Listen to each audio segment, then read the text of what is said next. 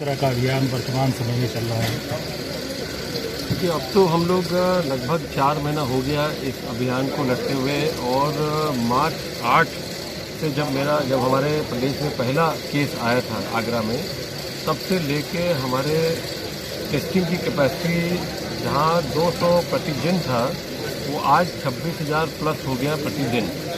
और उसके साथ जो हमने और भी अपने अस्पतालों में जो उपकरण लगाए, जिसमें हर जनपद अस्पतालों में ट्रूनेट मशीन जो 20 से 25 टेस्टिंग कर सकता है प्रतिदिन 1-1.5 घंटे के अंदर, वो भी हमारा साथ में चल रहा है। और लगभग 1,51,000 बेड हमारे पास अभी भी तैयार पड़े हुए हैं, जिसको भविष्य को देखते हुए कि अगर हमारे यहाँ इतने संख्या में लोग आते हैं, मरीज आते हैं, तो उनका इंतज़ाम कर सकते हैं, उनकी व्यवस्था कर सकते हैं, जिसमें हमारा ऑक्सीजन सिलेंडर भी काफ़ी मात्रा में है, और वेंटिलेटर भी हमारे पास उचित उसमें में है। जो पेशेंट जैसे आएगा तो L1, L2 और मेडिकल कॉलेजेस का L3, ये सारी व्यवस्था लेके अभी तक हमने जो व्यवस्था किया है, इसी के तहत हमारा लड़ाई कोरोना के खिलाफ हो रहा है। अब जो इधर आपकी अनलॉक होने के बाद, अनलॉक 2 के बाद बहुत भारी संख्या में दिल्ली के स्तर से इन्फेक्शन हमारा बढ़ा है, जो करीब 7-8 जनपद पश्चिम के हैं। गौतम बुद्ध नगर, गाजियाबाद, मेरठ, बागपत, बुलंदशहर, हापुड़, फिरोजाबाद, आगरा तक, और लखनऊ का कुछ और कानपुर का। इन जिलों में विशेष करके हमारे बढ़े भी हैं। इसको ध्यान में रखते हुए इन बड़े बड़े शहरों में और पश्चिम के 7-8 जनपदों में हमने एंटीजन टेस्टिंग, जिसमें आधे घंटे का टेस्टिंग में है, उसका पॉजिटिविटी को देखते हुए कल से हम लोग ने प्रारंभ किया है। उन पश्चिम जनपदों में तो लगभग 8 से 10,000 का हम लोग प्रतिदिन करने का मोहल्ले वाइज, घर वाइज कर रहे हैं। इधर बड़े शहरों में हमारा प्रयागराज है, गोरखपुर है, लखनऊ है, कानपुर है। इन शहरों में भी कम संख्या में माने एंटीजन टेस्टिंग हम लोगों ने कल से ही प्रारंभ कर दिया है। 1000 से 1200 टेस्टिंग प्रतिदिन हमारा इन शहरों में हो रहा है, जिससे हमको अनुमान हो रहा है कि कितना हमारे इन्फेक्शन कहाँ बढ़ रहा है। ये भी हम लोगों ने शुरू कर दिया है। अन्य जनपदों में हमारा रैंडम टेस्टिंग चल रहा है, गांव हमारा रैंडम टेस्टिंग हम लोगों ने शुरू कर दिया है, वो भी हमारा है।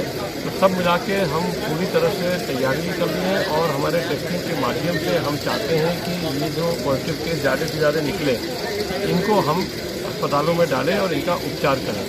इसके साथ एक और चीज़ हम लोगों ने जोड़ दिया है कि कुछ हमारे इस तरह के केसेस आते हैं जिनको हम ILI और साड़ी कहते हैं।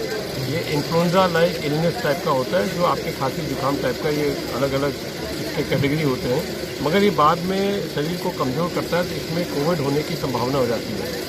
गांव में हमारे आशा वर्कर पूरी तरह से घर जाके इनको चिन्हित करके, और जैसे भी जहां ये मिलते हैं, इनका सूचना हमको मिलता है, इनको हम अस्पताल में ला रहे हैं और अस्पताल में इनका ट्रीटमेंट शुरू कर दे रहे हैं। कोई ज़रूरी नहीं है कि ये कोविड हो, फिर इनका कोविड टेस्ट भी कराते हैं और बाकी इनका उपचार करा के इनको घर भेजते हैं।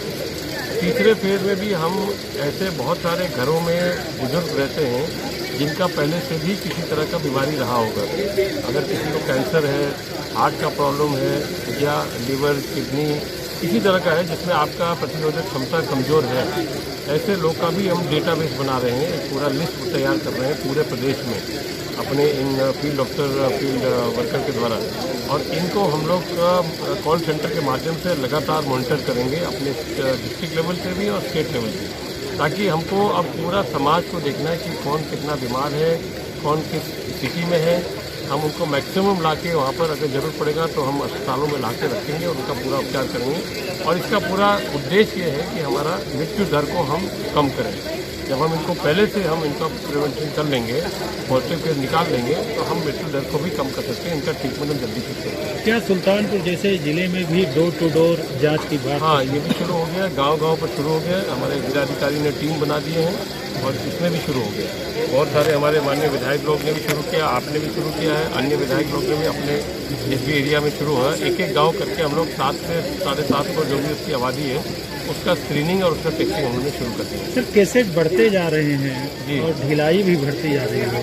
नहीं, हमारे मेरा मानना है कि कोई ढिलाई हमारे तरफ से नहीं है। वायरस को आप रोक नहीं सकते, मगर वायरस को चिन्हित करना उसको बाहर निकालना और उसका उपचार करना, ये सबसे बड़ी उपलब्धि हमारी है, जिसकी वजह से हमने अपना टेस्टिंग कैपेसिटी बढ़ाया है। आज 200 से हमारा टेस्टिंग कैपेसिटी 26,000 प्लस चला गया। अगर 2 दिन से मैं दौड़ा पर हूँ, इसलिए मुझे आज का लेटेस्ट फिगर नहीं है, मगर टेस्टिंग कैपेसिटी हमारा 25 से 30,000 जाने वाला है। अभी 26,000 प्लस चल रहा है।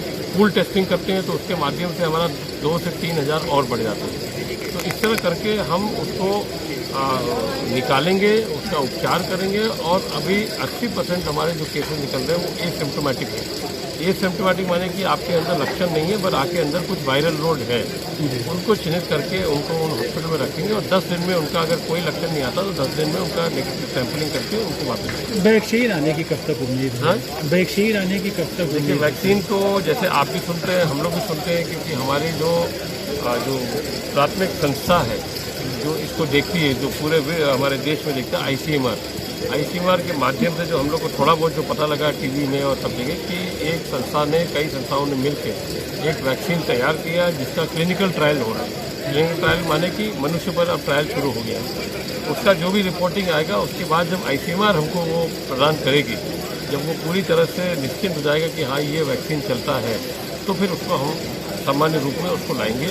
ये भारत का बहुत बड़ी उपलब्धि होगी, क्योंकि विश्व में हर एक देश इसको लगा के तैयार कर रहा है। हर एक देश में रिसर्च चल रहा है। अगर भारत अपने अन्य लोगों के साथ अग्रणी होकर आगे बढ़ के इसको सफलतापूर्वक क्लिनिकली ट्रायल कर लेगा, तो मुझे लगता है एक बहुत बड़ा ये उपलब्धि भारत की होगा कि विश्व में सबसे पहले हमारे पास ही वैक्सीन निकलेगा और जिसको हम उपलब्ध करेंगे पूरे विश्व के लिए। तो ये अभी ट्रायल स्टेज में है, जैसे होगा। Thank you.